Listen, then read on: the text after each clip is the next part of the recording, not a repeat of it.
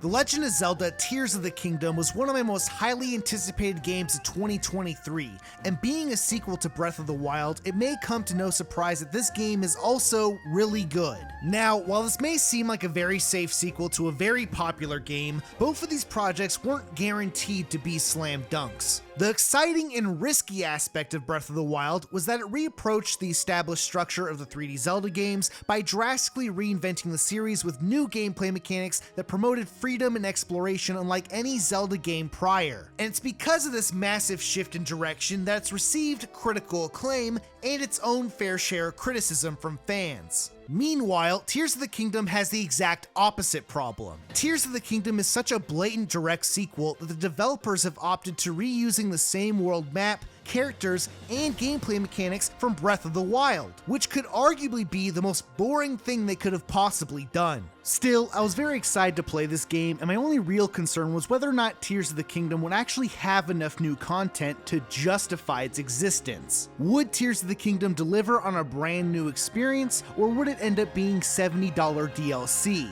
Well, let's find out. The game starts with Link and Zelda investigating the gloom seeping out from underneath Hyrule Castle, where they both discover murals depicting an ancient civilization called the Zonai. According to legend, the Zonai were believed to be gods who lived on islands in the sky and later descended down from the heavens to work with the Hylians to found the Kingdom of Hyrule. And while this new legend is clearly inspired by the events of Skyward Sword, this legend told in Tears of the Kingdom completely contradicts everything that happened in that game, so do not be mistaken, the Zelda timeline does not matter. After delving deeper into the tunnels, Link and Zelda discover the source of the gloom, which is a disembodied hand holding back dehydrated Ganondorf. The hand then falls off his body and drops one of those collectibles from Skyward Sword, and Zelda picks it up, but then Ganondorf begins to rehydrate like a chia pet, and he immediately wakes up and Metroids Link by sucking up all of his upgrades, crippling his right hand, and destroying the Master Sword. So now Ganondorf is back to life and shit is super fucked. He's just shooting evil gloom goop everywhere, Hyrule Castle's floating in the air like Ocarina of Time, Zelda falls down the chasm and gets teleported away at the last second,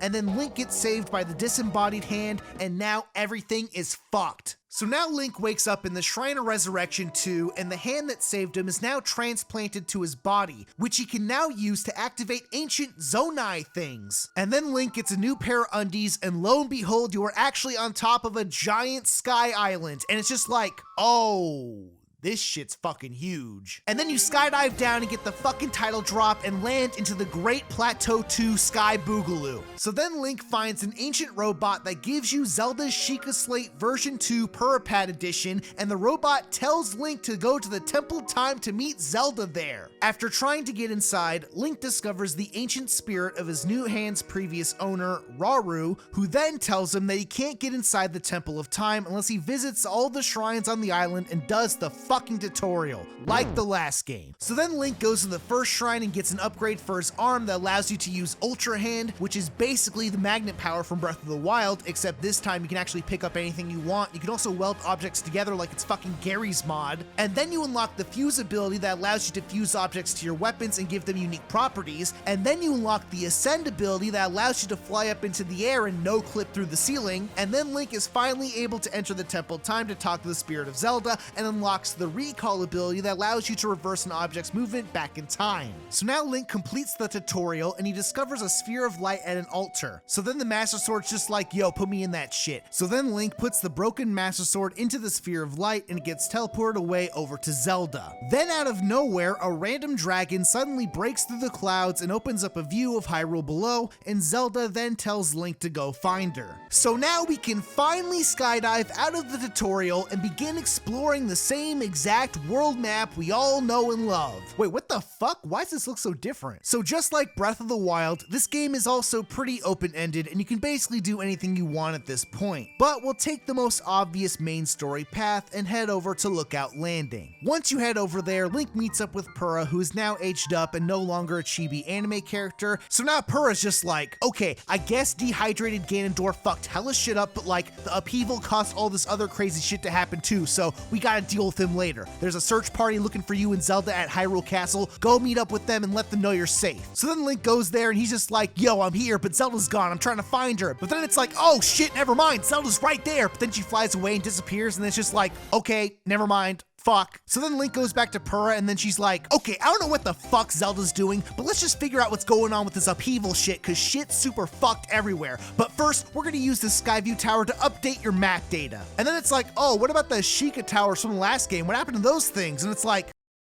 so you use the Skyview Tower to download the map data, okay? Here's the fucking paraglider. So now Link flies up and gets the updated map and flies back down, and then she's like, okay, so the upheaval is causing all this crazy shit to happen at the same 4 towns you went to in Breath of the Wild, so go explore those 4 areas again, like the last game. Now you have the freedom to go in any order you want, but you should really go to Rito Village. Apparently Princess Zelda was last seen in Rito Village. Also, we have help from the Lucky Clover Gazette to help us find Zelda, which is also located at Rito Village. It's like, bitch, I'm still exploring Hyrule Field. I'll get there eventually. Meanwhile, you can talk to Robbie and Josha, whatever her name is, and then she's like, yo, we found this slate in the depths. There's this big fucking scary demonic pit out there, but they won't let me down there because that shit's evil. So then Robbie's like, don't worry, me and Link will go down there. It's like, what the fuck? So then Link just jumps down the fucking demon pit, and it's like, oh shit, this is a whole fucking dark world down here. What the fuck? Oh, this is the whole map? This game's gonna be a fucking problem. So now Link finds Robbie at a statue and you take a picture of it, and they both head back to Lookout Landing to show it to Joshua, Joe, whatever her name is, and then she's like, cool, thanks Link, I got nothing else for you. Go to fucking Rito Village. Yo, I don't know what the hell that is, bro. I'm staying the fuck away from that thing. Anyways, Link eventually finds Impa looking at one of the massive geoglyphs that randomly spawned during the upheaval, and after looking around for a bit, he eventually finds a little puddle that contains a glimpse of the past, where apparently Zelda has traveled back in time and was discovered by the founders of Hyrule, Rauru, and Sonia. Impa then tells Link that these geoglyphs could also possibly be connected to the Forgotten Temple. So after exploring the temple, Link uncovers a room that has an entire map of Hyrule with the current locations of all the geoglyphs in the game. And then Impa's like, oh wow, that's the first one we found right there. Look, the second one right next to the wall is located near Rito Village. And it's like, fine, I'll go to Rito Village.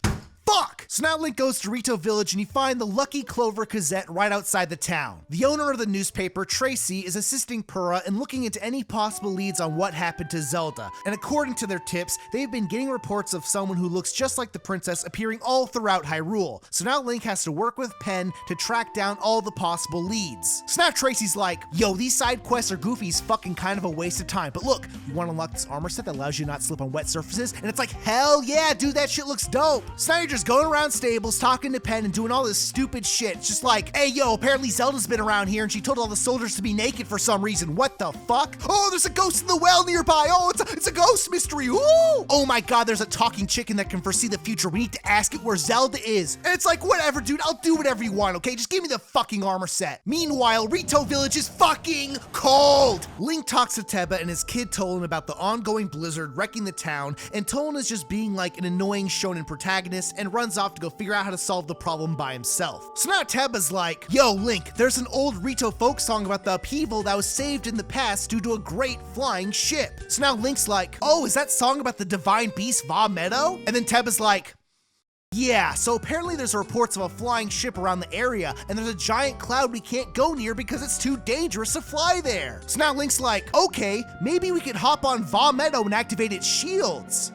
Like the last game. And then Teba's like, Link, I don't know what you're talking about. And it's like, bro, you flew me up to Va Meadow in the last game. Where's the fucking bird mecha? So now Link goes off to find Tolan, fights off some monsters with him. So now Tolan's like, yo, I saw Zelda flying up to the clouds or some shit. I don't know what the fuck's going on. So now it's like, cool, well, I guess we'll go team up and go find her. So after jumping across Sky Islands and ascending into the sky with Tolan for like an hour straight, they both eventually get to the top of the clouds and drop down into the Wind Temple. Now, one common complaint about Breath of the Wild was that the Divine Beasts were very boring and lackluster in comparison to the lengthier, more elaborate style of dungeons from the previous 3D Zelda games. So Tears of the Kingdom made the incredibly smart decision to just do the same exact thing again, but just call them temples instead, effectively gaslighting a lot of Zelda fans into liking these dungeons more, even though they are literally the exact same thing. Good job, Tears of the Kingdom. So now you go through the Wind Temple and use Tolan's wind ability to find the 5 switches to open the main lock, and then you fight a fucking giant-ass dragon insect thing, and you're just skydiving through the fucking thing, dodging tornadoes and all this shit. It's hype as fuck. So then you kill the boss, and the blizzard disappears, and Link and Toland find a Skyward Sword collectible, where they both disappear into a cloudy void and meet an ancient Rito ancestor who tells them that the boss they defeated was summoned by dehydrated Ganondorf. So now he's just like, yo, Ganondorf was trying to get my stone, my secret stone, and then Toland's like, what? A stone? A secret stone? What? And then he's like, I will tell you the story of the imprisoning war! Long ago, the Demon King appeared and was destined to destroy the world, but then Rauru enlisted the help of 5 other warriors to fight alongside him, and we were all equipped with powerful secret stones. But alas, the Demon's King magic was too powerful, and King Rauru sacrificed himself and sealed the Demon King away with his magical arm. After surviving the battle, the Sage of Time came before me and told me the Demon King will return, and that a noble swordsman named Link will oppose him. He will need use of the Rito Sage of Wind. You, Toland, are the Sage! Take my stone, my most secret stone, and fight the Demon King as a Sage of Wind! So now Toland becomes a Sage of Wind or some shit, and he's just like, whoa, look what I can do! And then he summons a Toland ghost and gives Link a magical ring that allows you to summon the ghost whenever you need it, which is fucking sick. You can summon the ghost to use Toland's wind ability while flying through the air, and his ghost will also continue to fight enemies as he would normally, which is surprisingly helpful by sniping enemies far away and drawing enemy aggro away from Link. Unlocking the Sage of Wind also gives you a new secret ability. Whenever Link is picking up a large stack of items, Toland now has a 1% chance of running up to Link and randomly activating his gust power and blowing all the items off into a nearby abyss. Thank goodness for that.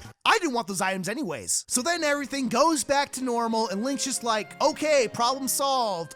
You guys seen Zelda? And then Teb is like, nah, I don't know. So now it's like, all right, I guess I'll keep searching. Back at Lookout Landing, Josha's now got another mission for the depths, and apparently the statue Link took a picture of all line up together and lead into some sort of temple. So after running around in pitch black darkness and shitting yourself and almost dying, you eventually follow the statues and find the temple, where Link runs into some random researchers and obtains an auto build room, which allows you to instantly recreate any Ultra Hand creation you've previously built, which is a major game changer. Meanwhile, the researchers turned out to be Yiga clan members. So apparently after Link defeated Master Koga in Breath of the Wild and kicked him down the goddamn Sparta hole, he's now canonically fallen into the depths and reclaimed the Wacky Woohoo DLC world as Yiga clan territory. So now you have a fucking crazy ass boss fight with him while he's using a bunch of Zonai builds, and it's pretty fun. So after beating his ass, he then tells Link that he's now heading for the Gerudo mines in order to mine Zonite and use it to help dehydrated Ganondorf. For some reason. Like, this motherfucker has an entire army of monsters taking over the entire fucking world, but Master Koga's like, nah, Ganon, you haven't seen my Zonai builds on TikTok. The moblins clearly need to drive around in a Garry's mod car, like little bro thinks he's part of the team, like shut the fuck up. Anyways, since Master Koga is traveling to the Gerudo mines, I suppose it makes the most sense to now head over to Gerudo Desert and continue the Zelda investigation and kill 2 birds with 1 stone. So now Link heads to the Gerudo Desert, and the entire area is overrun with a massive sandstorm, and Gerudo Town itself has been completely taken over by Gibdos, who are essentially immune from most attacks. Meanwhile, the Gerudos are all hiding inside of a shelter that's underneath the town, and once Link sneaks his way inside, he immediately gets arrested and meets with Valeria, who tells everyone that Link has special permission to enter, meaning Link no longer has to dress up like a sexy femboy to walk around town. Eventually, Link meets up with Riju, who's practicing her newly found lightning magic at one of the nearby ruins, and after fighting off Gibdos at Karakara Bazaar, they both notice Zelda appearing out of nowhere alongside giant sand shroud tornadoes surrounding Gerudo Town. So now Link and Riju head back to town to prepare for the Gibdo assault. So now Link's like, cool, since the Gibdos are weak to Riju's lightning magic, it would be really cool if we could use something else that could do a lot of lightning strikes, perhaps like that giant camel thing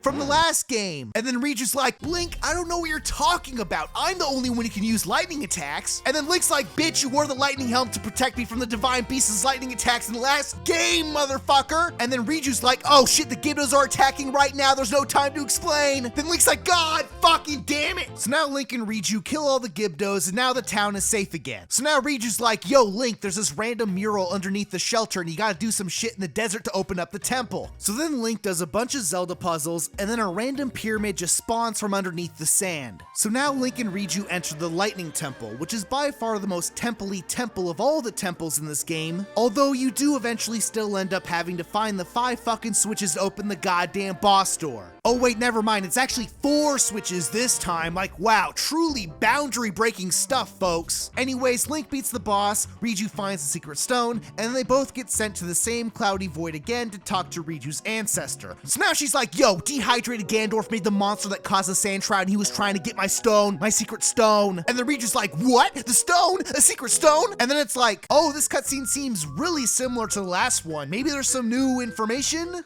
Or something?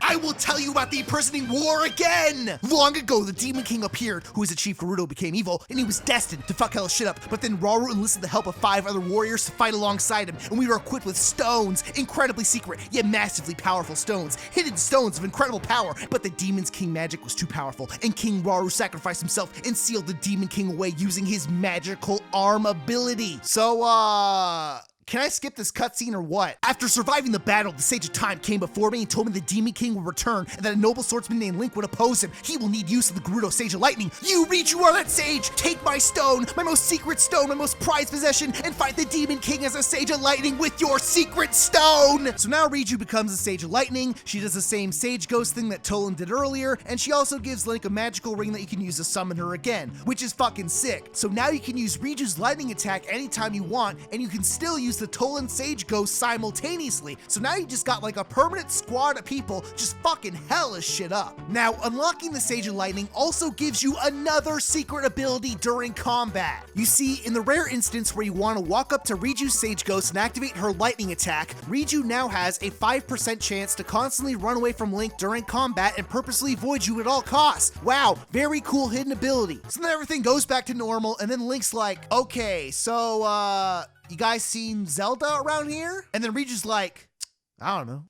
And it's like, okay, I guess I'll keep looking. Also, you find Master Koga at the Gerudo Depths and you do another goofy Zonai fight with him. So then he's just like, fuck this shit, I'm going over to Zoras Domain's depths now, bitch. I'm going across the entire map, bitch. Woo! Woo! Okay, I guess we're going to Zoras Domain now. So Link goes to Zoras Domain and everything is covered in sludge and it's just fucking everything up. So then Link talks to the Zoras about cleaning up the statue in town and he throws some water on it. And then it's like, oh shit, it's a statue of Link fucking Sidon's asshole. So then Yona's like, yo, you should go talk to Sidon. He's up in the place you fought the Lionel in the last game. So now Link goes to Sidon and he's trying to purify the contaminated water that's going down into Zora's Domain. So now Link's like, yo, Sidon, since we know that water cleans the sludge because I just cleaned the statue, why don't you use Varuta's endless supply of water to clean up all of Zora's Domain? You could spray so much water it would constantly rain down water 24/7, like the last game. And then Sidon's like, Link, what the fuck is a Varuta? I don't know what that is. And then Link's like, bitch, there's a goddamn statue in Zora's Domain of us taking back control of Varuta. There is literal concrete evidence of this happening. Link, I'm the only one who can purify the water. Where's the fucking elephant? Is this game a fucking sequel or not? So then Link gets the Zora armor from Yona and he gets a Zora scale from the Zora King who was gravely injured by the sludge. And then you attach the scale to an arrow and shoot it through a water droplet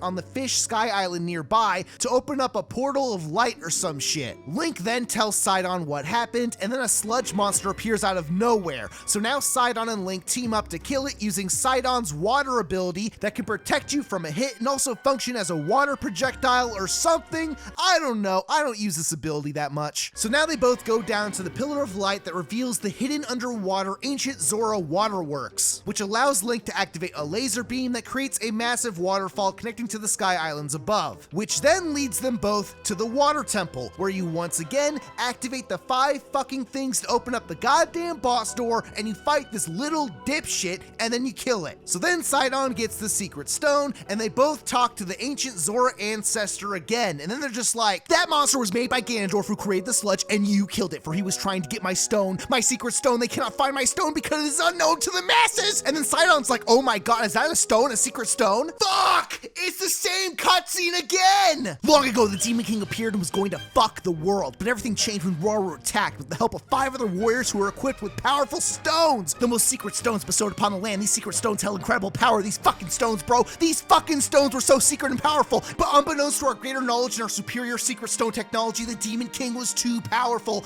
and King Rauru sealed the Demon King away using his fucking arm, dude. And it's like, holy shit, these fucking plot twists, bro. Don't tell me the Sage of Time came by. The Sage of Time didn't come. The Sage of Time appeared before me and told me that the Demon King will return and that a noble swordsman named Link would oppose him. That's you, motherfucker. And that he will need use of the Zora Sage of Water. You were the Sage Sidon. It's like, what?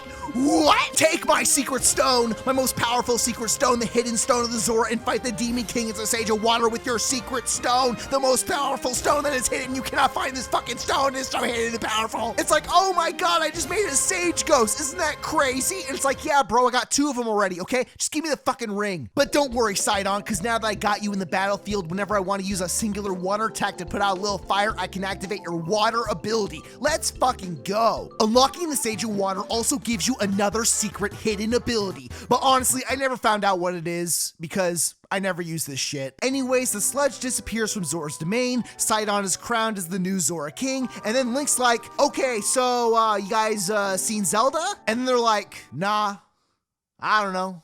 Is this game for fucking real? Anyways, the last area to check out is Goron City, and it's at this part of the game where it's essentially revealed that the Zelda you've been tracking down this whole time is actually evil. You see, the Gorons have been eating marbled rock roast that's clearly been infected with gloom, and it's causing all of them to become drugged out and addicted to Ganondorf's evil energy, or something. Meanwhile, Yunobo has apparently started a mining company called Yunobo Co., and has been actively mining tons of the marbled rock roast on Zelda's behalf. So essentially, Ganondorf is like mind-controlling Zelda and collaborating with Yunobo as a CIA-Contra-style conspiracy to funnel crack cocaine into Goron neighborhoods, because I guess Ganondorf just hates Gorons and he's racist or some shit. I honestly don't get the motivation. So Link eventually drug busts Yunobo and beats the shit out of Yunobo and breaks off his wrestling mask that's apparently been brainwashing him, and now Yunobo is back to normal, but now the evil Zelda disappears and traps them inside a cave. So now Link uses Yunobo's rolling attack ability to break through the rocks. After tracking down Zelda to Death Mountain Crater, she disappears into the mountain and summons a giant rock monster. So now Yunobo's like, oh shit, this monster is so big I can't charge attack it from down here. How the fuck are we gonna fight this? And then Link's like, well shit, maybe if we had like a giant salamander mecha that was on top of Death Mountain all the fucking time, we could use this shit to kill the boss right on top of Death Mountain. But don't worry, luckily some YouTuber just randomly filmed a Zonai tutorial built at this very location and left their massive airship right here for no fucking reason. So then they just hop on that shit and they just beat the shit out of the boss. So now they both jump down into Death Mountain Crater and into the depths, where you find Zelda at the Fire Temple locked behind a door that needs to be opened with 5 switches. Fucking classic, the 5 fucking switches, bro.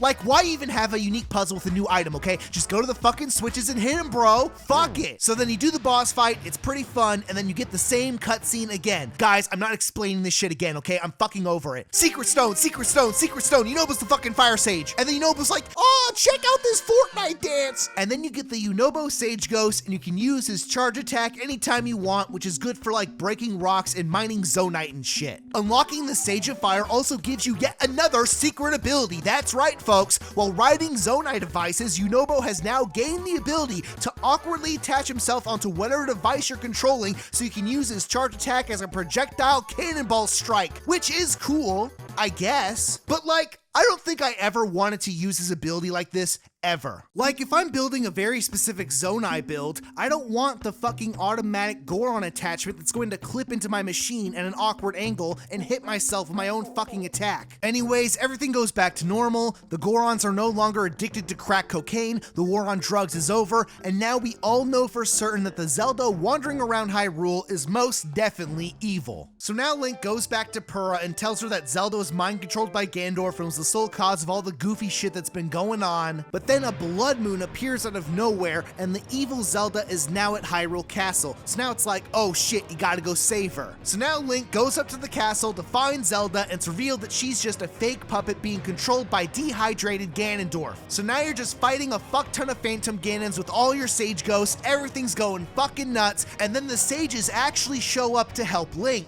But then dehydrated Ganondorf gives them all a future mindfuck vision where he takes over the entire world to scare the fuck out of them, and then he just leaves. So now the group heads back to Lookout Landing and they're just like, holy shit, I thought we were gonna beat the game. What the fuck just happened? So now Purah's like, okay, so apparently Zelda's been transported back in time and prepared for the revival of Ganondorf. And according to the same cutscene we've watched 4 times in a row, there were 5 sages alongside Zelda. so we're actually missing one. So now it's like, okay, any ideas of where to go? What do we do? And then Purr's like, nah, go find him. And it's like, okay, I'll just do the other main quests, I guess. Now, this was the point in the game where I finally decided to finish up the Dragon Tears main quest by finding all the geoglyphs. Overall, this main quest is essentially a retread of the Captured Memories quest from Breath of the Wild, but Tears of the Kingdom took a slightly different approach by making the Dragon Tear memories much more relevant to the ongoing plot of the game. In short, Zelda was transported back in time by Raru's secret stone she picked up underneath Hyrule Castle, and her fated purpose for being sent back in time was to restore the Master Sword with her sacred power. But with no possible way of transporting herself back to the future, she decides to perform the forbidden act of dragonification by swallowing the secret stone and becoming an immortal dragon, effectively stripping herself of her heart and soul and borderline killing herself in the process. This leads to the ultimate reveal that not only is Zelda actually the light dragon who's been flying around Link for the entire game, but also that the light dragon has a fully restored Master Sword. So after completing the quest and watching the final cutscene, it's just like, oh shit, that's Zelda now. That fucking sucks. Wait, she's got the Master Sword! Oh, fuck! So then you just fly up there and find the Master Sword sticking out of the Light Dragon's head, and then in a complete 180 from the last game, you now need to have enough stamina to pull out the sword. It's the hypest shit! This is just one of the many moments of Tears of the Kingdom essentially just doing the same thing as last time, but executing it much better. It's fucking awesome. So we now know what happened to Zelda, we have the Master Sword, but we still don't know where the fuck the 5th sage is. So, back to the depths. Link goes to the Zoras Domain depths and beats the shit out of Master Koga again, and then you go to the Rito Village depths and Link beats the shit out of Master Koga again. And after beating Master Koga into submission for the 4th time in a row, it's revealed that the real Ganondorf is located far below the depths underneath Hyrule Castle, and that's about it. So now it's like, okay, that's cool, I kind of assumed that already, but I still gotta find the fucking 5th sage, so I guess I'll just fucking look at the map and figure this out on my own. Okay, so I know this is not the correct sequencing of events, but this is how I found out where the 5th sage was on my first playthrough. So in my mind, the 5th sage main quest is clearly tied to the southern Sky Islands that's blocked off with clouds on the map, because that's exactly how the Wind Temple was shown on the Sky map before clearing the blizzard. So clearly, one way or another, something related to the 5th sage is over there. So, let's just go there. So now you just fly over to the Thunderhead Isles and you can actually see the Sky Islands for a split second, but then the storm clouds become so absurdly dense that you cannot see anything. And it's so hard to see that I honestly couldn't tell if the game was purposely doing it or if it was like a graphical glitch or some shit. Regardless, you can continue flying through the clouds and eventually stumble upon Dragon Head Island, and the game starts playing this mystical ass music. So now it's like, oh yeah, that's 5th sage music, motherfucker. But then, of course, the game wants to push you away by making the clouds absurdly foggy, but then you just keep walking into the fog and then eventually fall down straight into the glowing light of the shrine below, and it's like, okay, I don't know if I'm supposed to be here yet or not, but this shit's fucking cool. So then Link activates a special Zonai door that requires a certain amount of hearts to open, which reveals a Zonai Owl Mask being controlled by the 5th sage, who leads Link down into the depths and towards the Construct Factory. So now Minoru reveals herself as a Sage's spirit and tasks Link to go through the factory and build herself a robot body. So after you get both arms and legs, Minoru is able to spiritually take control of the robot and tells Link to head over to the Spirit Temple to recover her secret stone. So now Link has this like Zonai mecha robot that you can ride on top of and attach weapons and Zonai devices to in order to attack enemies, while also using the 4 sage ghosts you already have. So now Link essentially has like an entire roaming army at his disposal at all times. It's fucking ridiculous. So now Link and Minoru go to the Spirit Temple, they fight a seized construct taken over by Ganondorf, and Link is able to recover Minoru's secret stone, which actually gives you a new cutscene that explains more on what happened to Princess Zelda, as well as a much more detailed recalling of the previous cutscene we've seen 4 times in a row. I'm not explaining this shit again. I'm not fucking doing it. So now that we have the 5th sage, we can finally progress in the main quest. So now Link goes back to Purr and he's just like, that's right, bitch, I found the 5th sage stage on my own. Also, Zelda traveled back in time and turned to a mortal dragon and restored the Master Sword. Already got that shit, by the way. Also, the real Gandorf is beneath Hyrule Castle in the depths. I already figured that out. I fucking know everything. I solved all the mysteries by myself, motherfucker. Time to go kill that dehydrated cocksucker motherfucker. But before we do that, it's time to kill that fucking dragon thing over there. Oh shit! Oh fuck, this is fucking hard! What the fuck is that shit? That's right, bitch, I'm up here now. Fall to the fucking ground. Let's fucking go!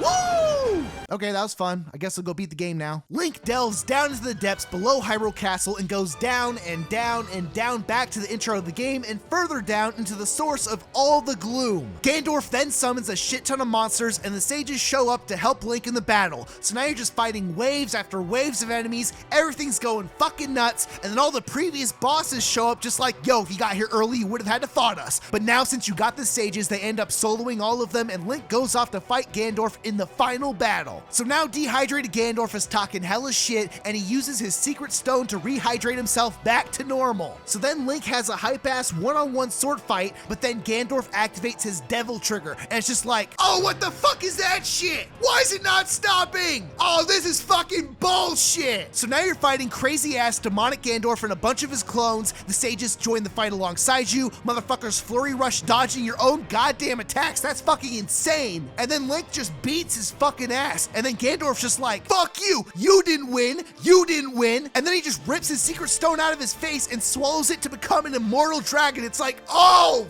fuck! So now Gandorf has become an immortal demon dragon and shit's super fucked. But then the light dragon comes out of nowhere to save you and assist you in the final battle. So now you have the final victory lap boss fight, much like Dark Beast Ganon from Breath of the Wild, but the payoff story-wise this time around is so much more rewarding. Having the initial build-up and plot twist of Zelda becoming an immortal dragon, to then Gandorf also doing it at the last second as a final fuck you, to then having Zelda regaining a bit of her consciousness to help you during the final fight is fucking awesome. So then Link beats the fucking shit out of Gandorf and stabs the fuck out of his head, and after Gandorf is finally defeated, Link gets pulled into a floating void by Raru's arm, where both Sonia and Raru use their remaining combined powers to restore Zelda back to her true form. So now Link snaps back to reality and Zelda is falling down to Hyrule. So then you get this final beautiful moment of reaching out to Zelda before crashing safely into the lake below, and then it's just like, we fucking did it. We found Zelda. Quest completed. Boom. Credits. And it's just like, dude,